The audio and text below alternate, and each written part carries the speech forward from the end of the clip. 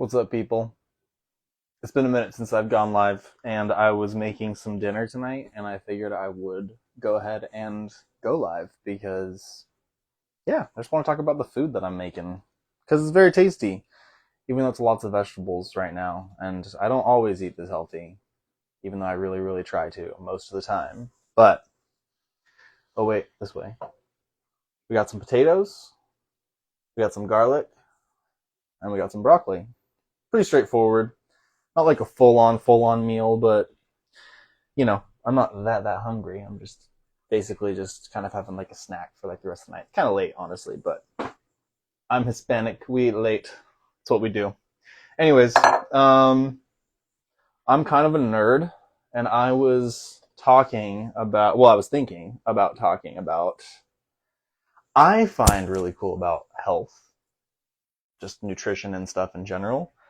Just the fact that, and let me know if yeah, I have this little microphone I actually got for like a job that I did. I'm also a content creator and make stuff on, my a different page of mine, but got this little microphone, so hopefully it helps you hear me better while I'm talking because I have my dishwasher going right now. Anyways, what was I talking about? Basically, I like to just kind of like I'm kind of a nerd about nutrition. I like learning about the different compounds that are in foods. A little bit of a background on that. I'm really, everyone and their dog is really interested in like digestive health, and that's good. We need to be more interested in that. Honestly, I wish that was the case like 12 years ago. So I don't know if any, it's out there known about me, but I have a digestive health issue. I actually was diagnosed with ulcerative colitis about 12 years ago, and that's been just something that's been part of my life for the past 12 years. As part of that, it being it's part of like inflammatory bowel disease, IBD. It's similar in a sense to Crohn's disease, if you've heard about that. But essentially, I mean, it's issues with your digestive tract. There's chronic inflammation that goes on. It's not good for you long term as far as like health wise. So for ulcerative colitis, that's more in your colon and stuff. And so just from a very early age, 16 years old, that's really not old at all. I got really interested in like how foods that I ate could contribute to my health. Because, funnily enough, and I love, like, I'm not here to shit talk on medicine. I love medicine. I'm a huge medicine proponent. But my first doctor that I had, the one that I got diagnosed with ulcerative colitis, so I asked him just like naturally, I was just like, okay, well, what can I eat to help me feel better? To like help with the inflammation and stuff. Like I'm getting the medication. Like what else can I do? And he was just like, like that has nothing to do with it. Like it doesn't contribute at all. Kind of just like laughed me off, honestly, which I didn't love. And, I think a lot of us have had negative experiences with healthcare providers. That's definitely something that I've dealt with being a chronic disease patient. But that never really made sense to me. And like nowadays we know when we talk about that, like with my doctor that I currently work with, like we know how important diet is in this whole little scheme of dealing with IBD. But for the general populace, not everybody has IBD, which is great. It's always important to eat healthy, to eat vegetables. And I never really liked vegetables growing up. I think most of us didn't because I don't know, they're not the tastiest things in the world. But if you season them right, they're great. And I love just simple. Like I was like, what vegetables are about to go bad? I'm just going to chop them up. Going to use some avocado oil. Avocado oil is great. In case you didn't know, I love olive oil. Love olive oil. But avocado is great for when you're like cooking at high temperatures. So I'm going to be baking it like 400 degrees. It's good to have a nice high heat oil like avocado oil. So that's really, really good for you. It's got nice what's called polyunsaturated fatty acids. So anytime, yeah, and this is basically empty, but anytime it's liquidy, the fat is liquidy, it means that it's unsaturated.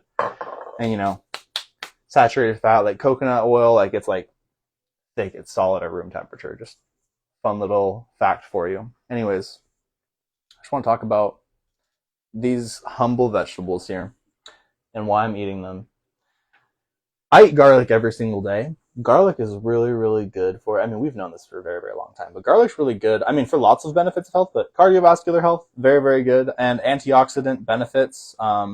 There's this compound in garlic called allicin, Allicin. And allicin is like a really, really potent antioxidant. It's very good for your health. And what antioxidants are is that your body just naturally, it's like we have just like a bunch of like chemical explosions going on in our bodies at like all times. And those chemical reactions that happen, they naturally produce waste products. And some of those waste products, in a sense, I'm simpling this down a little bit, but I think it's very interesting. Those waste products are, like oxidation, oxidants, like if you think of like rust, things like oxidation, it's not really, really good for you in that sense. They're like otherwise known kind of like free radicals, things like that. I'm getting into the weeds. Essentially, antioxidants help scavenge out there and get rid of those damaging oxidative compounds that just naturally come up, just natural waste products in your body. And if you're having other issues, maybe there's like kind of a high amount of them, but this is just like naturally supporting your body to do what it already does, which is great. Garlic, allicin. And you cut it up beforehand. Fun fact for you. When you're cooking with garlic, you should, when you're cooking with garlic, you should cut it first and let it sit there for a while, because that allicin, it needs to get activated actually by just chopping it up. You're breaking down the little cell walls there, and you're letting the reactions happen here. So it's actually producing allicin right now. There's different compounds that's going together, not to get too technical. I know not everybody loves this, but I find it very interesting. Just, that's the reason why. Like, we just know you're supposed to cut your garlic, kind of like first off, let it sit there for a few minutes. That's actually going to boost the health compounds in garlic. So, fun fact. I think that's really interesting, honestly. Anyways, potatoes. I feel like potatoes get a bad rap, but potatoes are extremely high in vitamin C and potassium. When you think of potassium, you think of bananas, which I don't have any bananas right now. I've got plantains, though. Plátanos, which, banana family, similar. Bananas are good sources of potassium, but potatoes actually have a ton of potassium, and they have a good amount of vitamin C, other, nutrients as well. But, Irish potato famine, ever heard of it? Which, side note, there was enough food, but the crown was taking the food from the Irish residents who were making it, but whatever. That's the do-good portion that we can talk about another day.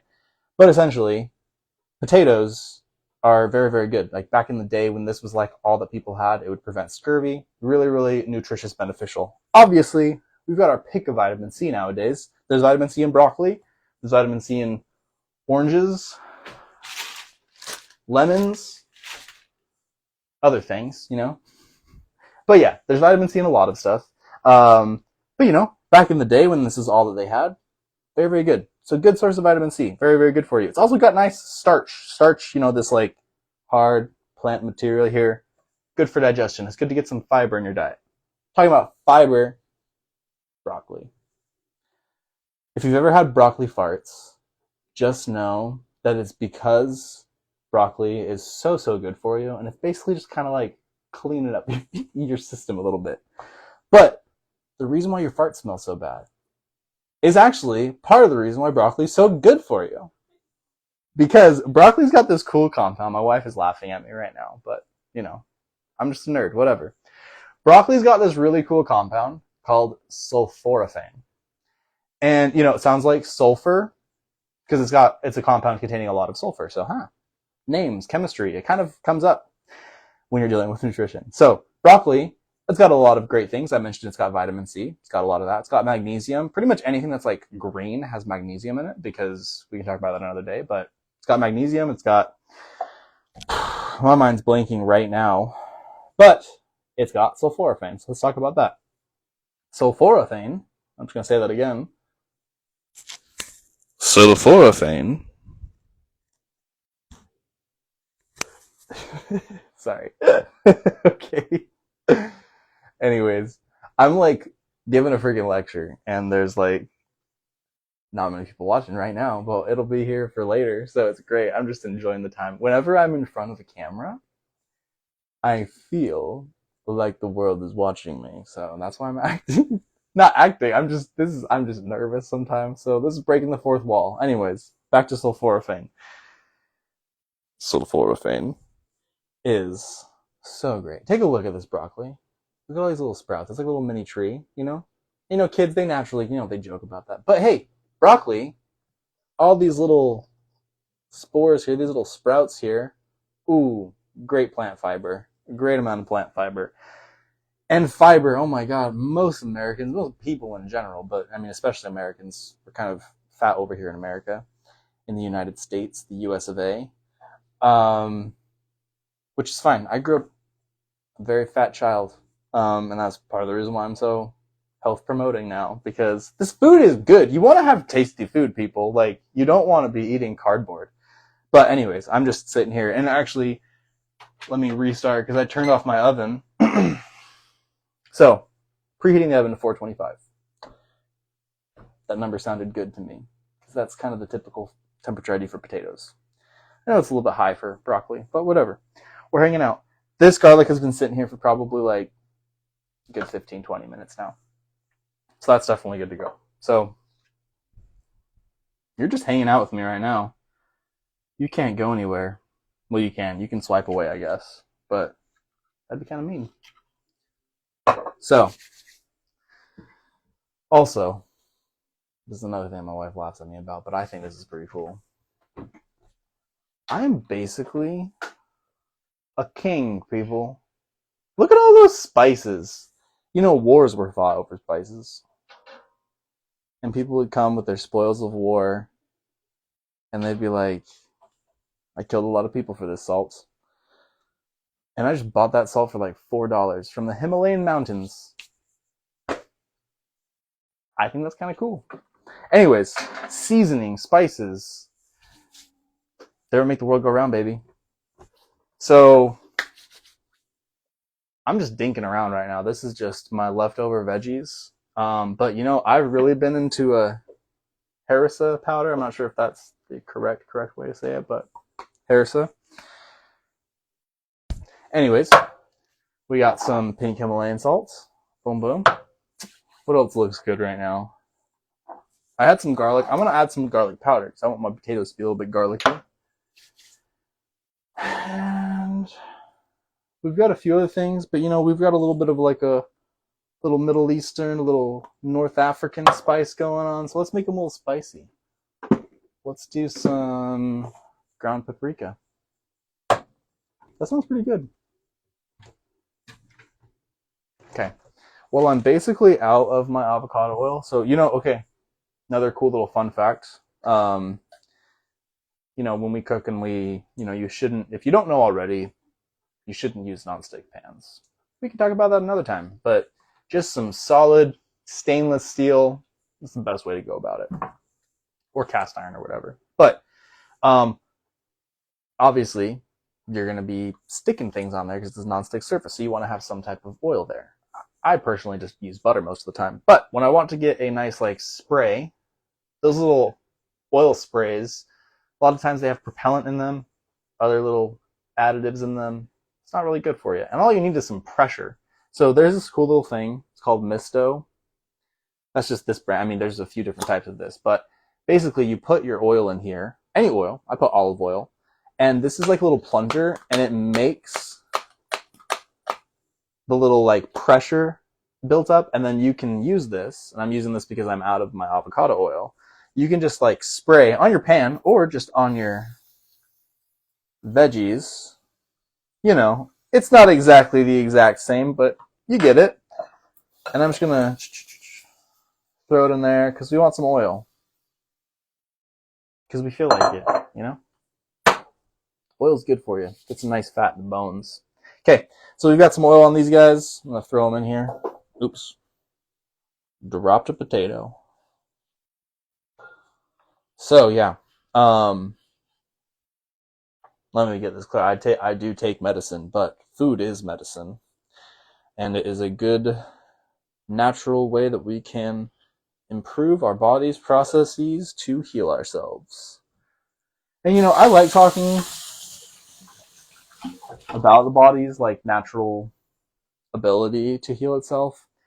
And I feel like it can kind of get, I don't know, sometimes I feel weird talking about it because, like, I feel like there's kind of, like, some woo-woo that goes on in there. But, like, you know, whatever, I'm not trying to shame anybody. But, like, you believe what you want to believe. But for me, I'm analytical. I'm a man of science. This little periodic table thing I've got, which I actually like this shirt.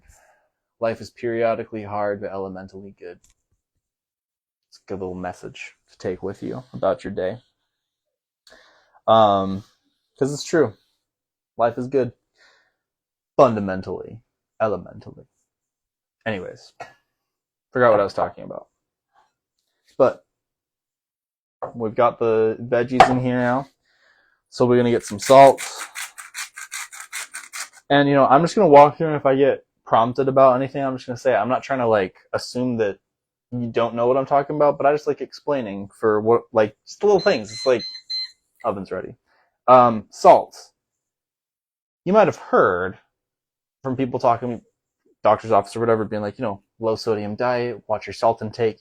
Most Americans, we do get way too much salt. And the fact is, it's because we're eating too much processed food. We've kind of demonized the sodium. Sodium is just that's a natural, that's one of the most abundant compounds in your body. You need sodium for most cell processes. That's we don't have to get too much into chemistry, but sodium's everywhere. Sodium's not the problem. Too much sodium is. And the problem is the fact that we're consuming too many processed foods. I'm not trying to be this anti-processed foods guy, but when we process things, we typically have to preserve them. One of the most natural ways you can preserve things, we've done it for thousands of years, is salts. So adding salts in whatever processes they do to keep it shelf stable, that's just really, really high amounts of sodium. Also, if you do microwavable meals, those are super, super high amounts of sodium. You can do that if you want. Do whatever makes you happy, but just be aware that those are high amounts of sodium. Those are why we're getting too much sodium. Salt is great for you. Getting salt, again, we have fought wars over salt, but salt's healthy. Just don't do too much. Just explaining why I salt my stuff. There's a lot of health misconceptions out there. Another one's about butter. I love butter. I use butter to cook with everything. Unless you're trying to be shredded for a movie, you just want to be healthy. Butter's good for you. In moderation. Adding some garlic powder. I've been pretty obsessed with Frontier Co-op. They're a good brand of spices, and they are 100% employee owned. We stand. And this is really good garlic powder. It's really fine. So, we're adding some garlic here. I love garlic. Honestly, the more garlic, the better. It's good for your heart. That's what my Ecuadorian grandma would tell me, and it's true. Paprika. Ooh. Sorry. Harissa. I'm just going to say harissa. I'm assuming that's right. I feel like I heard someone the other day talking and saying that. So. Okay. Not just salt and pepper, people. Spices. Spices make the world go round. And we don't have to go into every single one of them, but just spices are good for you. Let's just leave it at that. I've talked too much. I've nerded out too much on you, but anyways. I also like to touch my food. Not in a weird way. But feeling your food, getting your hands on it, being a part of the process, it's good for you. Obviously, I've got the camera on me right now, but when I'm just doing this alone, just chilling, it's a nice moment to be present with your food, to think about the nutrients that you're going to be getting from them. This is just a moment. I was raised religious. I'm not really religious anymore, but I do like having a moment of gratitude before I consume something, because it helps me to feel basically appreciative of what I'm about to eat. I mentioned I struggled with health problems or weight problems, and a big part of it was because of my bad relationship with food. And that's something you always work on. But when you come to realize that food, it's just something. These hyper the candies, and this is something I oh my gosh, this is my soapbox for the day while I've got a captive audience. Those companies that make all those processed foods, they hire scientists to make them the tastiest and the most hyper palatable, you just want to eat them and you want to eat more of them, food that it can be. Whatever, I'm not trying to put any moral qualms on that, but that's just the truth, people. So it's not your fault if you're having a hard time with not eating those types of food. For me, Best policy I found is not buying it, because if I buy it, I eat it. I have a pretty low, and I think humans in general have a pretty low, like, what's like threshold for something like that. Like, if you have such like a tempting food in your house and no one's stopping you, like, that's just a recipe for disaster. So, what I do is I just really try to like not buy it. And like not have it on the regular, but then I make treats as like a nice thing that I go out and I do. Anyways, I'm getting off topic, but those just like nice little health side quests that you can do, just like little things that I've tried to like do for like my own self to like improve my relationship with food, because I feel like a lot of people don't have a great relationship with food. We kind of think of it, maybe we don't like feel confident in the kitchen. Maybe we don't know a way around like how to prepare food, how to get it ready. I know for a lot of people, like a big hurdle to get over is like cooking meat. Like a lot of people don't like handling meat. A lot of people don't eat meat, which is fine. But like whatever, like maybe you're not like comfortable in the kitchen. Maybe you don't know what to cook. Literally just like I try to get staple vegetables every single week, and those vegetables have a shelf life, as food should. And on a day like today, when I don't really know what to cook, I just open my fridge, look at my pantry, and I'm like, what vegetables are about to go bad? What can I make up? And I just saw that Jess Ruiz Del Vizo joined. What's up, girl? What am I cooking? Great question. I'm glad you asked. I'm cooking potatoes, broccoli, and garlic in some nice spices. We got some garlic powder, because I love garlic. Some spicy harissa. It's great. It's like a little like Middle Eastern spice that I've really, really been loving recently, Jesse. Some ground paprika. And some pink Himalayan salt. So, just a good mix of spices. And I like my spices. Anyways, I was kind of talking about how like there's like lots of like, these are like just vegetables that I had on hand, but lots of great health benefits in this bowl here. Lots of great things to help, the trending term of right now, gut health, which I'm all about gut health, but like this is gut health, people, not just those supplements they talk about. Looks yummy. Yes, it does. Thank you. I appreciate that. It smells really good from here, but thanks for tuning in, Jess. Appreciate it. It's good to see you in my sphere here. So, little fun fact, if you didn't know, Jess, I mentioned this earlier, but I'll mention it again because it's a few minutes in case people, short attention span nowadays. But fun fact about garlic: the reason why you want to like cut it up early on before you cook it, before you heat it up, is because there's this really beneficial compound in garlic called allicin. And allicin, it's like it needs to be converted into allicin, and the way that we do is by cutting up garlic. It breaks down those cell walls and it lets the different chemicals in garlic come together and form allicin without getting too in the weeds about it. So you want to cut your garlic and you want to leave it sitting there so it can basically build up more and more allicin as it sits there before you heat it up. Because once you heat up garlic, it stops that process. So not like it's going to kill those bad things in it, but like it's going to it's not like it's going to kill off the allicin it's already made. It's just going to stop that reaction from happening. So before you cook it, you want to let it sit for a while, chilling, cut up on your counter, just hanging out. And then come in, add them later, then you can cook them. So anyways, that's what I got here. I've been talking for a while. Oh, hello. Been talking for a while, and I'm going to now get this set up. So I appreciate you being here, Jess. I've heard that before. Isn't that an enzyme? Great question. Allicin, so fun fact for you. Most, and I don't want to be wrong here, but like I feel like I do remember and learn. It's like when you're like something that ends with like IN, typically is a protein. Proteins are enzymes. So yes, I believe you're right. I don't know off the top of my head. I believe allicin is an enzyme. Because yeah, enzymes, essentially when you're talking about an enzyme, enzymes are things like little like machinery that basically gets something done. It helps a reaction happen. It helps protect something. So allicin, I know that it has, it's like the headline thing they talk about, it's like anti-cancer properties, which is so vague because cancer is like multifactorial. It can be genetics, it can be lifestyle, whatever, but it's like the way that it's helping in those senses is that it helps prevent like oxidation, cell damage, things like that. So I'm getting way too in the weeds. I'm sorry, I'm a little bit crazy right now. But long story short, yes, I believe allicin is an enzyme. Sorry for that very, very long process, but that's where my head's at right now.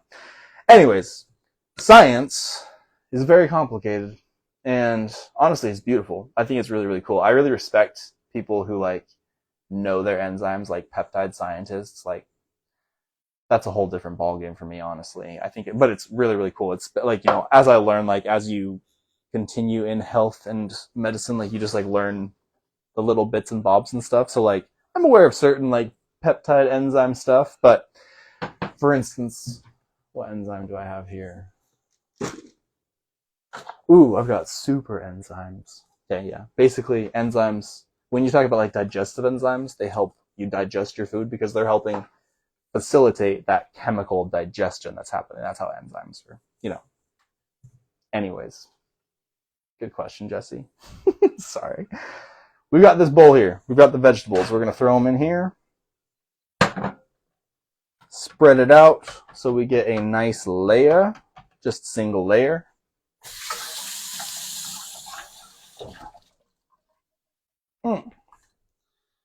This smells really good. You know, one day we're going to have like some addition to your phone where you can like smell what's going on in someone's kitchen. It's going to immediately be used for a bad purpose, but it's going to happen one day and it'll be cool for like 2 weeks, like Pokemon Go. Put it in here.